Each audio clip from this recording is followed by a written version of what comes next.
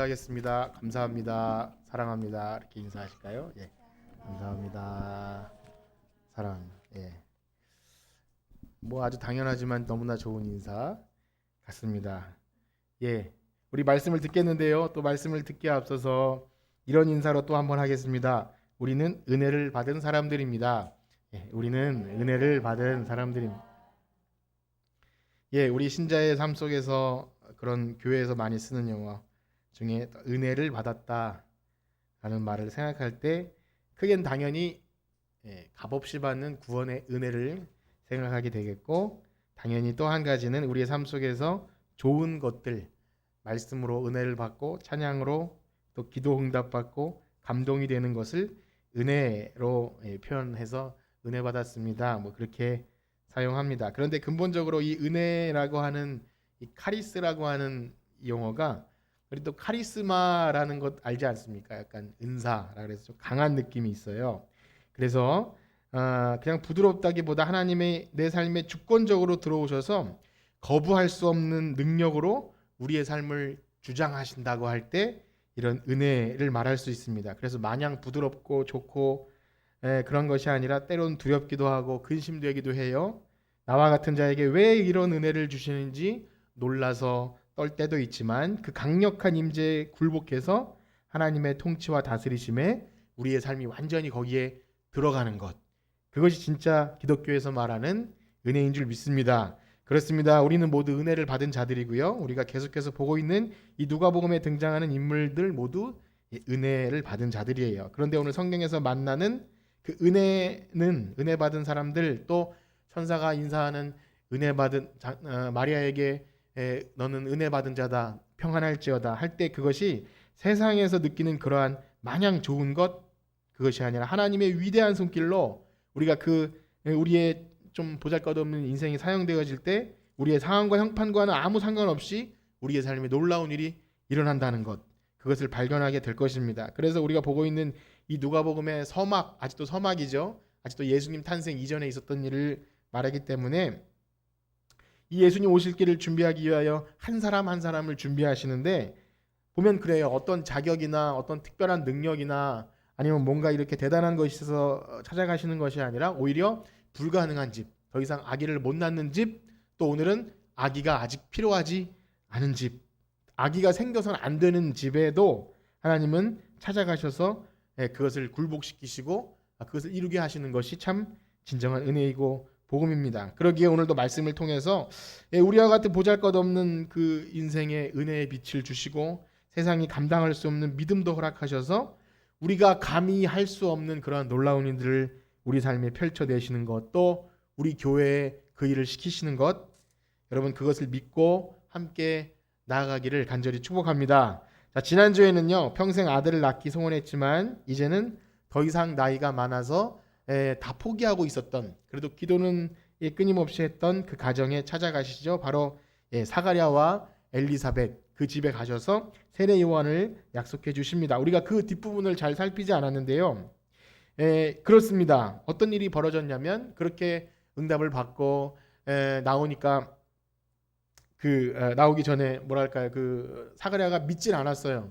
우린 나이가 이렇게 많습니다. 그러니까 천사가 그 입을 말을 못하게 하신 거예요. 이것이 어떻게 보면 형벌 같기도 하고 네가 믿지 못하느냐 해서 그런 것 같지만, 살펴보면 그렇습니다.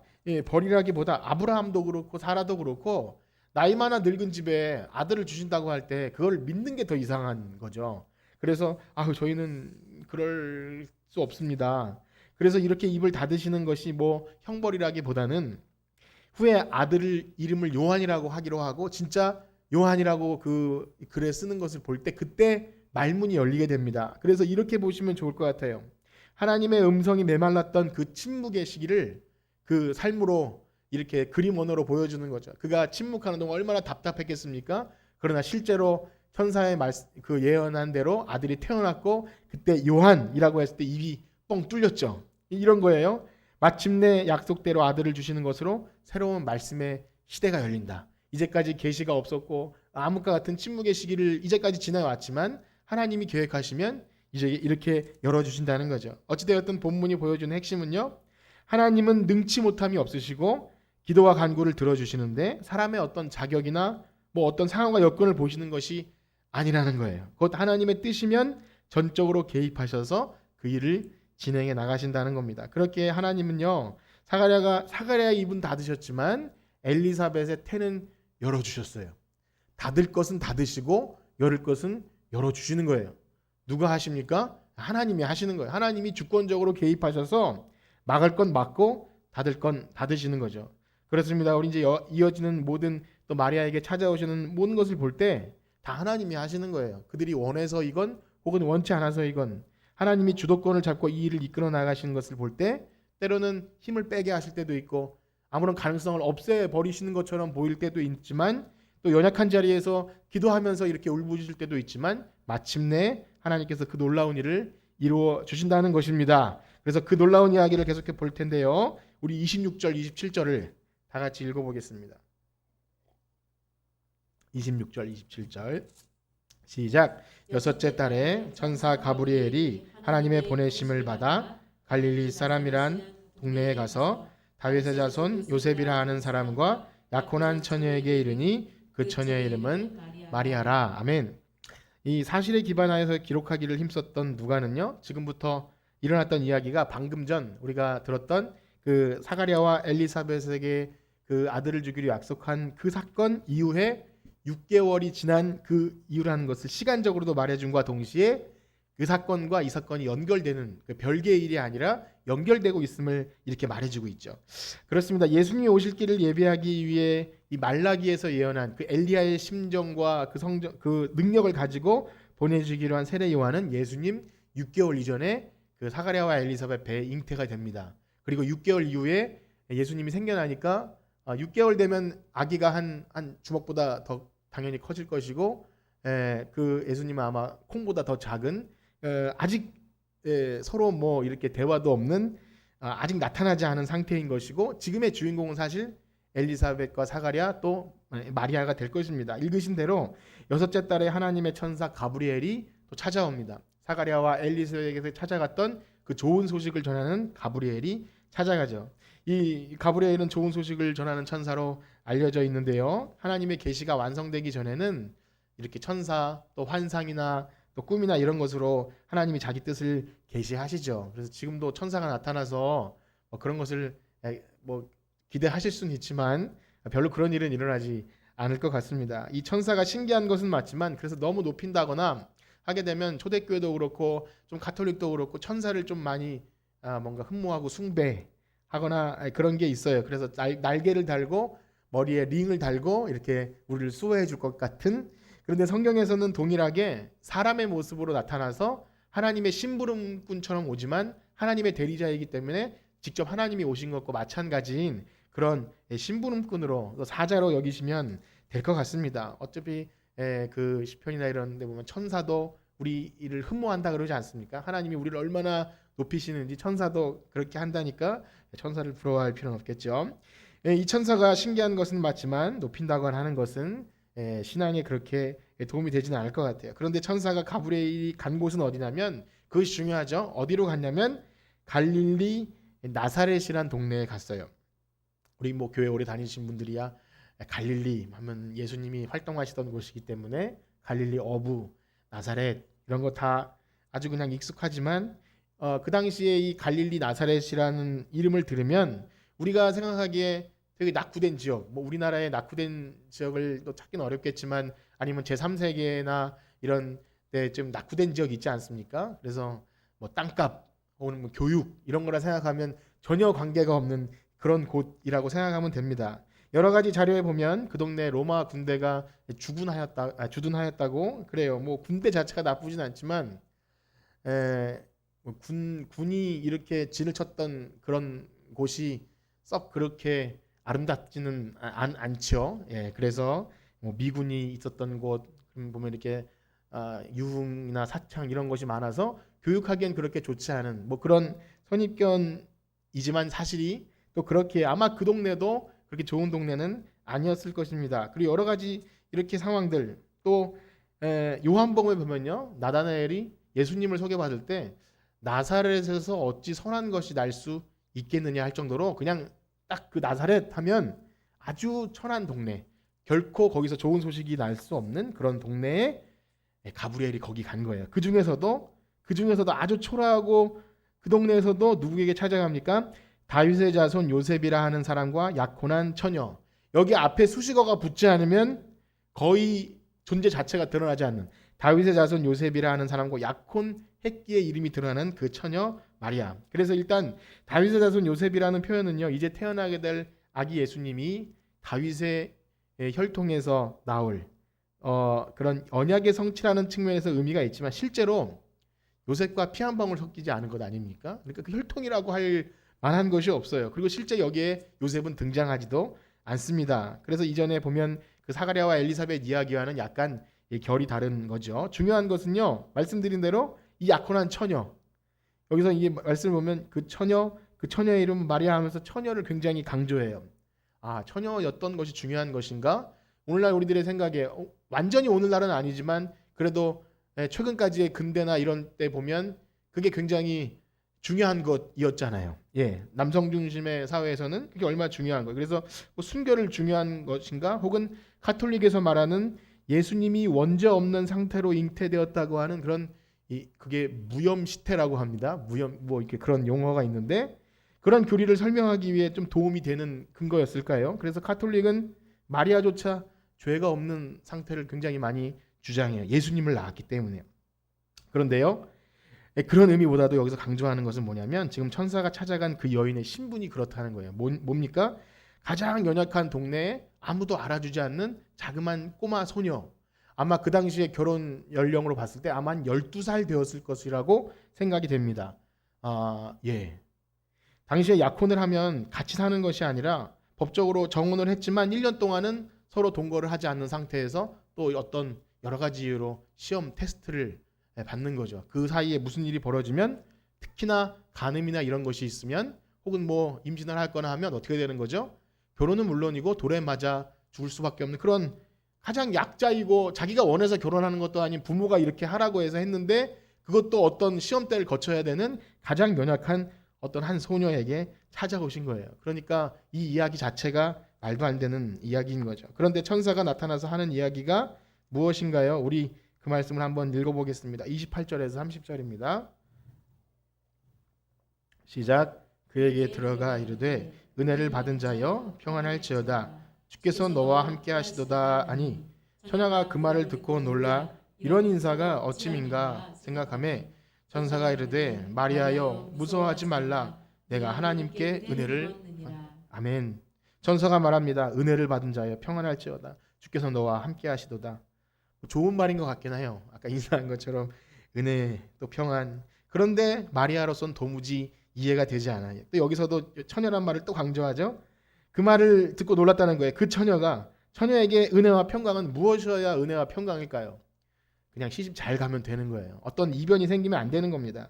천사가 더 한마디 합니다. 무서워하지 말라. 네가 하나님께 은혜를 입었느니라. 도대체 뭐죠? 내가 결혼할 그 요셉이라는 사람이 굉장히 아파트가 많은가요? 혹은 뭐 이렇게 뭔가 굉장히 좋은 남자인가요? 그럼 이 처녀에게 주어지는 그 은혜와 평강의 내용이 무엇인지 보겠습니다. 31절에서 33절입니다. 31절에서 33절. 시작. 보라, 내가 잉태하여 아들을 낳으리니 그 이름을 예수라 하라. 그가 큰 자가 되고 지극히 높으신 이의 아들이라 일컬어질 것이요 주 하나님께서 그 조상 다윗의 왕위를 그에게 주시리니 영원히 야곱의 집을 왕으로 다스리실 것이며 그 나라가 무궁하리라. 아멘. 너무나 어마어마한 내용을 들었습니다. 자신이 왕을 낳게 될 것이라는 거죠. 말씀드린 대로 로마의 식민 통치 아래서 가장 열악하고 천한 그 동네에서 아무것도 아닌 여성이 그것도 아직 남편과 만나기도 전에 이렇게 왕을 낳게 된다는 다윗의 왕위를 이어서 영원히 다스리게 될 무궁한 나라. 그 처녀가 막 기쁘고 즐겁게 와 대박 내 삶에 이런 일이 펼쳐진다니 하면서 막 즐거워했을까요? 여기 말한 것처럼 그 뒤에 이야기는 잘 들리지 않았을 겁니다. 뭐 왕이 나오고 뭐 영원한 그 나라를 다스리고 그런 얘기는 하나도 안 들리고 맨 앞에 네가 잉태하여 아들을 낳을 것이다. 이 말씀을 들을 때 아마 머리를 땡 하면서 정신이 혼미해졌을 것 같아요. 아니 지금 제가 약혼하고 1년 동안 정숙하게 순결을 지키며 잘 버텨야 되는데 이 힘없는 저에게 소녀에게 찾아와서 무슨 잉태하여 아들을 낳는다고요? 상상조차 할 수 없는 돌에 맞아 죽을 일이거든요. 그건 은혜와 평강이 아니라 저주죠, 저주. 은혜와 평강이 절대 아닙니다. 그냥 저 평범하게 살게 해주세요. 제 뭐 천사 찾아온 건 참 고마운데 그냥 저 평범하게 살고 싶습니다. 그런데 마리아는 뭐라고 합니까? 그래서 34절 읽어보겠습니다. 34절 시작. 마리아가 천사에게 말하되 나는 남자를 알지 못하니 어찌 이 일이 있으리까. 이제 머리가 돌아가기 시작한 거예요. 이게 무슨 일입니까? 아무리 지식이 없어도 아이가 어떻게 생긴다는 것은 다 아는 일인데 자기가 뭐 한 일이 있어야 뭐가 생기든지 말든지 할 것 아닙니까? 남자를 근처를 간 적도 없는데 여기서 알다라는 표현은 그저 내가 어떤 남자를 알고 지내는 그 사이가 아니라 이 단어 자체가 깊은 성관계를 의미할 정도로 아주 깊은 관계를 말하는 거예요. 자신이 누구를 낳게 될지 그건 중요하지 않아요. 왕을 낳을지 뭘 낳을지 그게 중요한 게 아니라 저는 뭐 한 게 아무것도 없어요. 그런데 어떻게 아이가 생긴다는 말입니까? 돌에 맞아 죽을 일을 저에게 얘기하는 것입니다. 그때 천사가 다시 한번 이렇게 얘기합니다. 35절 36절 읽어보겠습니다. 시작. 천사가 대답하여 이르되 성령이 내게 임하시고 지극히 높으신 이의 능력이 너를 덮으시리니 이러므로 나실 거룩한 이는 하나님의 아들이라 주리라. 보라 내 친족 엘리사벳도 늙어서 아들을 배었느니라. 본래 임신하지 못한다고 알려지니가 이미 6달이 되었나니. 아멘. 천사는요 이렇게 말하죠. 성령이 너에게 임하시고 지극히 높으신 이 능력이 너를 덮으시리니. 이 두 표현은 사실 같은 표현입니다. 이 모든 일이 성령의 역사로 일어나고 있는 거야 라고 말하는 거죠. 그러한 측면에서 누가는요, 이 글을 기록하고 있는 누가는요, 이 성령의 모든 것을 원동력을 삼습니다. 이미 요한에게도요, 뱃속에서 이미 성령이 충만하였다. 여기서도 예수님이 성령으로 역사로 잉태되고 있다. 마태복음은 성령으로 잉태되사 이렇게 기록했고요. 사도행전도 어떻게 출발합니까?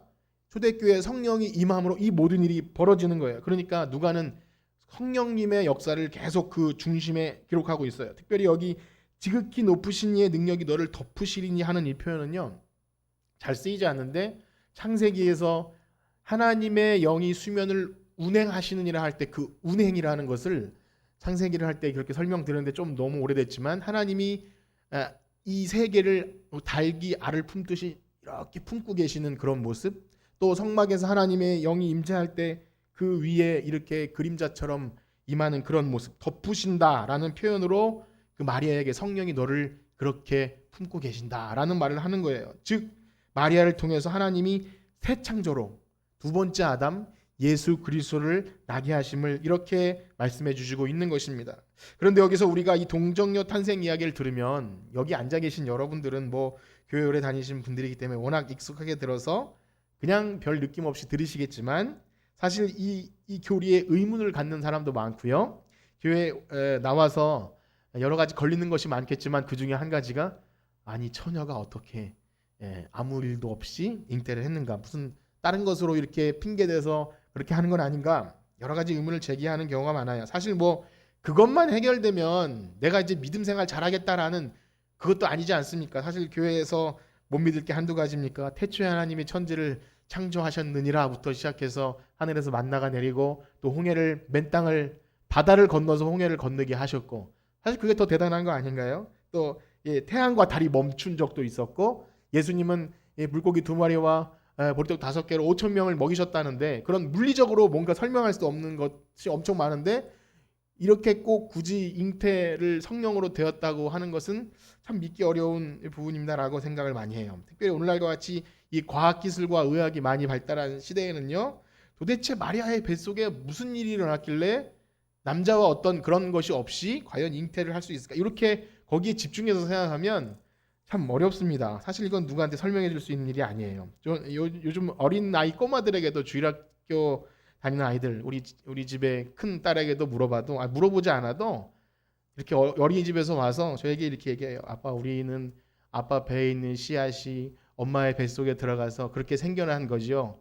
그래서 만약에 다리 밑에서 주워왔다 그러면 절대 안 믿어요. 이제 그런 시대가 아니라서 다 알고 있습니다. 그런 세상에 아니 어떻게 이걸 믿으라고 하겠습니까? 그런데 사도신경에는 우리가 매일 고백하는 사도신경에는 전능하사 천지를 만드신 하나님 아버지를 믿사오며 그 외아들 우리 주 예수 그리스도를 믿사오니 이는 성령으로 잉태하사 동정녀 마리아에게 낳으시고가 우리가 매주 고백하는 신앙 고백의 내용입니다. 그래서 세례를 받으려면 이것을 믿어야 돼요. 근데 천지를 만드신 하나님을 믿으면 사실 처녀 뱃속에 아이를 생긴다고 하는 건 더 쉬운 일이면서도 오늘날 생각할 것이 너무나 많아진 오늘날의 시대.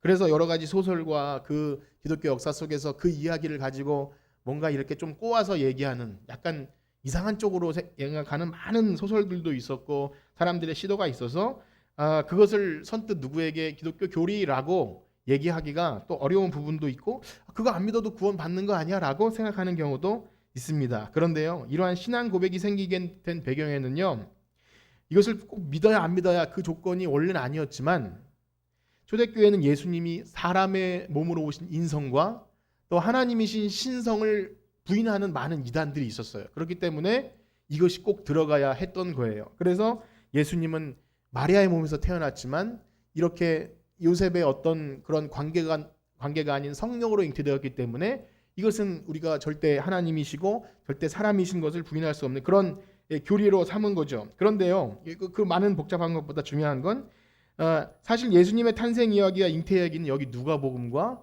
마태복음 딱 한 번씩만 등장합니다. 요한복음과 마가복음에 아예 등장하지가 않아요. 이게 중요하지 않다는 것이 아니라 이 성령으로 잉태된다는 말 속에는 마리아의 뱃속에 도대체 무슨 어떤 과학적 작용이 일어나서 이런 걸 설명하는 자체가 아니라는 거예요. 이미 동정녀의 탄생은 그 당시에 그냥 믿는 믿음의 내용이었어요. 그냥 기정사실인 거죠. 그 당시에 이것을 의심하거나 아니면 뭐 어떻게 그런 일이 역시 뭐 그때 과학기술이 발전하지 않아서 그랬냐, 그것보다도 그 당시엔 그것이 의심할 만한 내용이 아니었습니다. 이 되어지는 모든 일들이 하나님께서 계획하시고 성령의 역사로 말미암아 성령이 그를 강하게 덮으심으로 말미암아 일어났던 그 많은 일들 중에 어찌 보면 한 가지라는 거예요. 그보다 더 놀라운 일들이 더 많이 일어납니다. 예수님이 그렇게 말씀하시죠. 너희가 나보다 더 큰 일을 행하고 그렇게 될 것이다. 어떨 때요? 성령님이 임하면 능력이 나타나서 도저히 할 수 없는 일들을 나타나는데 사실 그것에 초점을 맞추고 있으면 그게 진짜야 가짜야 이것에 초점을 맞추는 것이 아니라 정말 놀라운 일들이 많이 일어난다는 거예요. 이 누가는요, 그래서 성경을 기록한 거잖아요. 보니까 사도 바울처럼 예수님을 잡아 죽이려고 했던 그 자가 변화되어서 목숨 걸고 예수님을 전하는 자가 되었다면 성령이 아니고서는 할 수 없는 일이구나를 그냥 느낀 거예요. 그런데 뭐 동정녀가 이렇게 정원에서 이렇게 만나기 전에 아기를 낳았다. 이것이 자기에게 문제가 되지 않았다는 거죠. 그렇게 여러분 하나님의 은혜를 입는다는 것, 그리고 평안하다는 것, 또 하나님이 함께 하시면 우리가 생각하기에 좋은 것, 평안한 것, 또 기도 응답 잘 되고 형통한 것 그런 것이 아니라 때로는 감당할 수 없는, 그래서 피할 수 없는 그것조차 하나님의 그 통치 아래 우리의 삶이 그냥 들어가는 거예요. 이 말이 좀 어려울 수도 있는데 그런 겁니다. 우리가 믿던 안 믿던 하나님은 그 일을 하신다는 거예요. 우리가 그것을 증명해내던 증명해내지 못하던 과학기술이 발달해서 뭐 증명을 할 수 있건 없건 간에 하나님은 그 일을 하시죠. 그렇습니다. 때로는 우리가 바랬던 기도가 이루어질 때도 있겠지만 도저히 감당할 수 없고 피할 수 없는 길을 가게 하실 때도 있는 거예요. 왜냐하면 우리는 다 이해할 수 없어요. 어차피 우리는 하나님이 뜻하시는 바를 다 이해할 수 없기에 아까 부른 노래 그 찬양에도 다 알 수 없어도 다 닮아갈 수 없어도 고백을 통해서 오늘 이따가 마리아의 고백이 이어지겠지만 그러면 저는 잘 모르겠지만 하나님이 그렇게 하신다면 제가 그렇게 따르겠습니다 라고 하는 그런 사람들에게 이 놀라운 일이 일어나는 거예요. 그래서 말씀드린 대로 성령으로 잉태되사 동정녀 마리아에게 나시고 라는 것이 당연한 신앙 고백이겠지만 교리적으로 접근해서 너 이거 믿어? 안 믿어? 믿으면 진짜 믿음이고 안 믿으면 아니야. 이런 감별하는 접근이 아니라는 것을 아셔야 됩니다.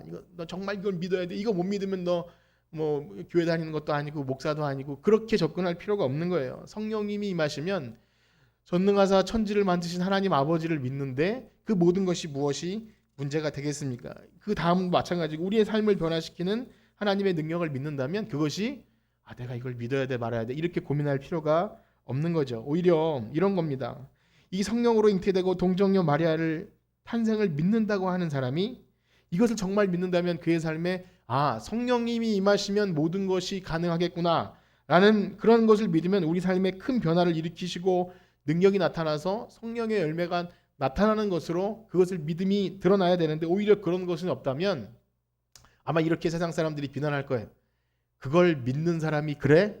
너는 그런 말도 안 되는 동정녀 탄생을 믿을 정도로 믿음이 좋으면서 너는 어떻게 그렇게 할 수 있니라는 차라리 그런 말을 안 듣는 게 믿음이 연약한 것이 더 나을 수 있다는 겁니다. 혹 그러한 믿음이 부족하고 의심되는 일은 있지만 여전히 내가 가지고 있는 능력과 상황과 여건은 정말 보잘것없지만 그 크신 하나님의 나의 삶에 들어오신다면 저는 저를 어떻게 인도하실지 하나님을 믿습니다.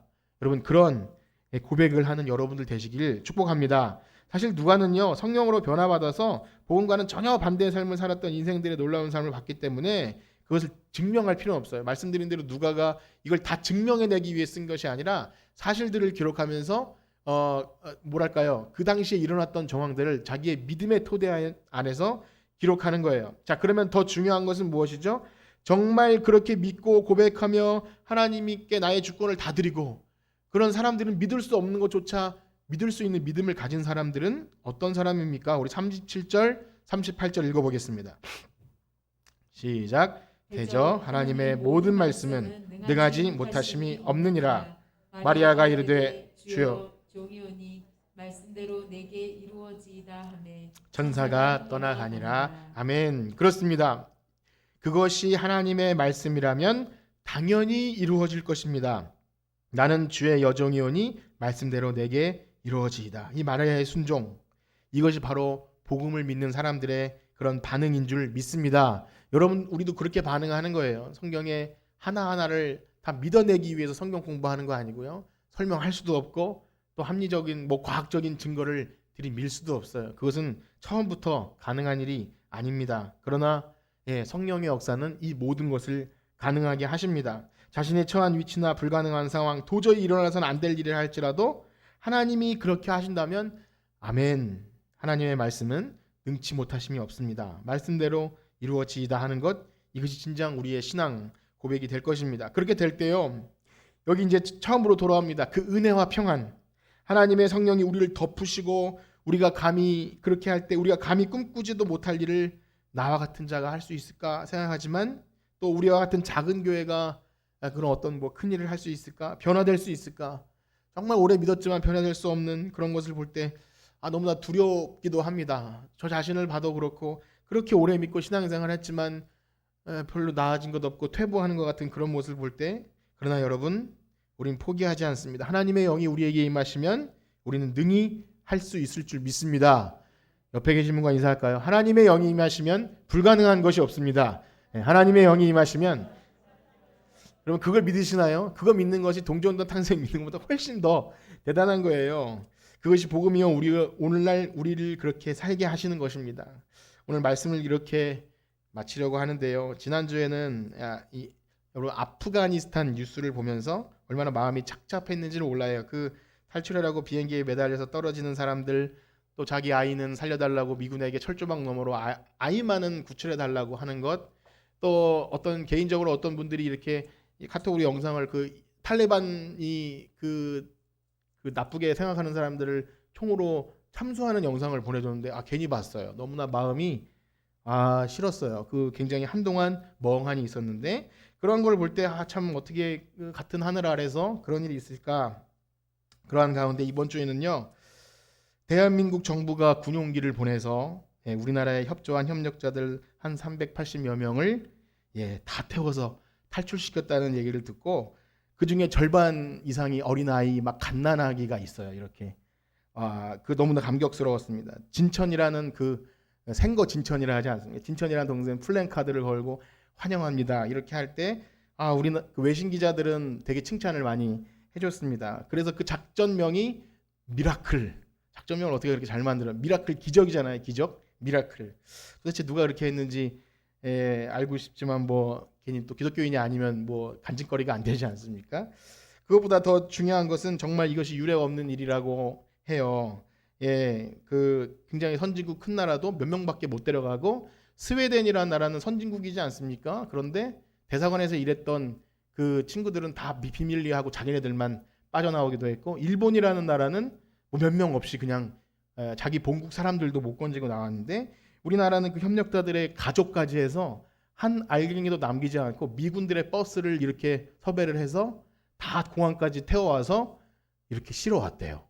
그 사람들에게는 이게 구원의 방주였겠죠. 거기 남아있으면 우리나라에 협조했다는 이유로 탈레반에게 총살 온 가족이 다 참수당하고 그런 상황 앞에 있었을 겁니다. 어떤 정치적인 입장을 떠나서 이렇게 사람의 생명을 귀하게 여기고 이 생사의 기로가 있는 사람들을 살리는 것은 아마 그들에게 복음이 되었을 거예요. 그리고 그렇게 구출받아서 한국에 오면 당연히 복음도 듣게 될 것이고, 보니까 이 뉴스를 이렇게 보니까 어떤 그 진천의 어떤 목사님 부부가 프랜카드에 이렇게 막 환영한다고 그 나라 글자로 이렇게 했더라고요. 이러한 일들이 힘센 나라가 돼서 하는 것은 아닌 것 같아요. 우리나라가 보다 훨씬 힘세고 돈 많은 나라가 왜 없겠습니까? 그러나 그 나라가 추구하는 것이, 그 나라가 또 생각하는 것이 이 돈과 권력과 혹은 자국의 이익만 생각했다면 가히 할 수 없는 일일 거예요. 사람의 생명과 인권과 평화 이런 것들을 생각했던 거죠. 그러한 면에서 이 작전이 이 미라클이라고 하는 것은 정말 기적이고 복음인 것 같아요. 참 감동적이어서 이 말씀을 드리면서 이런 생각을 하게 됩니다. 이 죽을 수밖에 없는 우리 인생들에게 찾아오신 하나님의 소식이, 이 복음이 오늘날 우리에게 진정한 이 미라클인지 기적인지를 생각하게 될 때, 또 사람들에게 이것은 기적이에요, 여기에 올라타야 살 수 있어요 라는 것이 복음인지를 우리는 날마다 생각해야 됩니다. 이제 이어지는 이 복된 소식을 듣고 기쁨을 표현하는 마리아나 사가랴의 마리아의 찬가, 굉장히 유명한 것들인데, 이런 것을 들을 때 그가 가만히 있을 수 없어서 막 노래를 하는 것이 마리아 찬가인데, 하나님이 우리의 삶에 개입하셔서 이 주 내용이 그거예요. 여종의 비천함을 돌보시고 교만한 자를 꺾어버리시고 비천한 자를 높이셨습니다. 이것을 노래하는데 그런 겁니다. 우리 비록 작은 한 사람 한 사람이, 또 굉장히 이제 작은 교회가 이 방역 당국의 지침에 따라서 30명 제한을 둬도 다 오셔도 그 지천을 넘지 않은 우리 교회가 뭐 좋은 건지 감사한 건지 참 좋은데, 너무 작아 보이는 것 같아도 이 생명 살리는 복음, 한 사람의 인생을 변화시키고 하는 일은 충분히 우리도 할 수 있어요. 성령님이 임하시면 할 수 있습니다. 우리 기적처럼 비행기 타고 가는 그 나라에서 돈과 장비와 군대를 동원해서 하는 일은 못한다 할지라도 그런 거죠. 우리가 할 수 있죠. 특별히 그 사람들이 그렇게 생명 영장 받아서 한국에 왔는데 만약에 복음을 듣지 못한다면 거기 남아서 먼저 죽은 사람이나 조금 더 오래 산 사람이나, 사실은 이런 말하면 그렇지만 조금 그 차이일 뿐이지, 하나님 못 만나고 죽으면 기적적인 비행기를 타고 왔음에도 불구하고 그건 안타까운 건 아닙니까? 그렇습니다. 성령님이 우리 안에 충만히 거하시면 우리는 감당할 수 없는 그 일에 어떤 김일흥 공사 참사관이라는 사람이 떠나면서 저희 나라가 반드시 당신을 구하러 오겠습니다. 저는 많이 검색을 했는데 그 사람이 교회 다녔으면 좋겠다는 생각이 막 들었어요. 나중에 우리 아이들 많지 않습니까? 우리 교회 남자아이들 나중에 그런 역할을 했으면 좋겠어요. 많은 사람을 살려내는 일. 그래서 이 마리아가 원하든 원치 않든 그 일을 하게 되죠. 처녀고 도저히 이 일을 해서는 안 될 사람인데 나중에 그 일을 하지 않습니까? 그것처럼 우리 교회, 우리 작은 또 뭐 나이가 많은 고연령이 되는 그런 혹은 이렇게 뭐 주일학교가 별로 없는 상황과 아무 상관없이 하나님의 영이 임하시면 우리는 이 일을 감당할 수 있을 줄 믿습니다. 우리 찬양 들으시면서 마치겠는데, 이 찬양의 가사가 그렇죠. 내게로부터 눈을 들어 주를 보기 시작할 때 주의를 보겠네. 내 작은 마음 돌이키사 하늘의 꿈을 꾸게 하네. 주님을 볼 때 우리 연약함과 미련함 혹은 너무나 나태해진 마음 혹은 너무나 오래 믿어서 변화될 것 같지 않은 그런 것과 아무 상관없이 하나님은 우리를 통해서, 우리 교회를 통해서 새 일을 해 나가실 줄 믿습니다. 우리 찬양 드리시고 기도하고 마치겠습니다.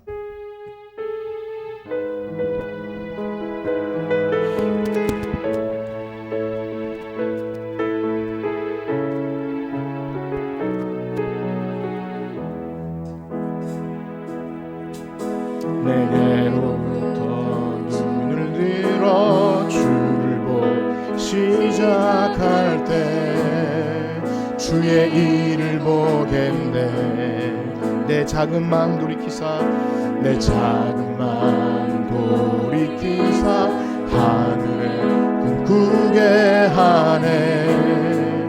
주님을 볼 때 모든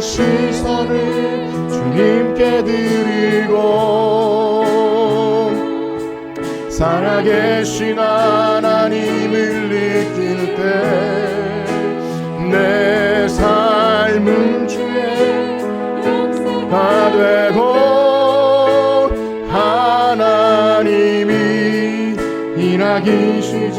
2절입니다. 성령이 나를 변화시켜 모든 두려움 사라지게 주의 일을 보겠네. 주의 일을 보겠네. 아멘. 황폐한 땅 한가운데서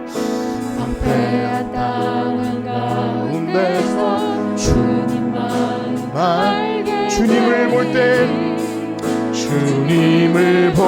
때 모든 시선을 주님께 드리고 살아계신 하나님을 세상은 주의 나라가 되고 하나님이 성령이 나를 변화시켜 모든 두려움 사라질 때 성령이 나를 변화시켜 모든 두려움 사라질 주의 일을 보겠네. 주의 일을 보겠네. 황폐한 땅 한가운데서 주님을 알게 되리. 주님을 아멘. 모든 시선을 주님께 드리고 전능하신 하나님을 느낄 때 세상은 주의 나라가 되고 하나님이 아멘. 모든 시선을 주님께 드리고 모든 시선을 주님께 드리고 전능하신 하나님을 느낄 때 새 삶은 주의 역사가 되고 하나님이 일하기 시작하네. 아멘. 들으신 말씀 가지고 기도하기 원합니다. 하나님 찾아오신 천사가 찾아간 그 집들은 다 모든 가능성들이 없었던 곳입니다. 그러나 말씀에 순종해서 하나님의 일하심을 보게 될 때 자신의 처지와는 상관없이 하나님의 그 놀라운 구원 역사에 들어가는 사람들이 되었습니다. 오늘날 우리가 신앙생활하면서 나의 기분, 나의 처지, 나의 생각과 나의 미련함에 쌓여서 하나님을 보지 못하고 능력을 경험하지 못하는 것은 정말 성령님의 능력을 하나님을 믿지 못하기 때문은 아닙니까? 오늘 우리에게 찾아오신 하나님, 오늘 여전히 마리아에게처럼 그렇게 불가능한 일을 말씀하셔도 하나님, 주님의 말씀이니 내가 믿겠습니다. 나는 주의 종이니 내 삶에 하나님의 말씀이 이루어지길 소원합니다. 우리 그러한 마음 가지고 주의 이름 세워 부르짖고 기도합니다. 주여, 주여, 주여.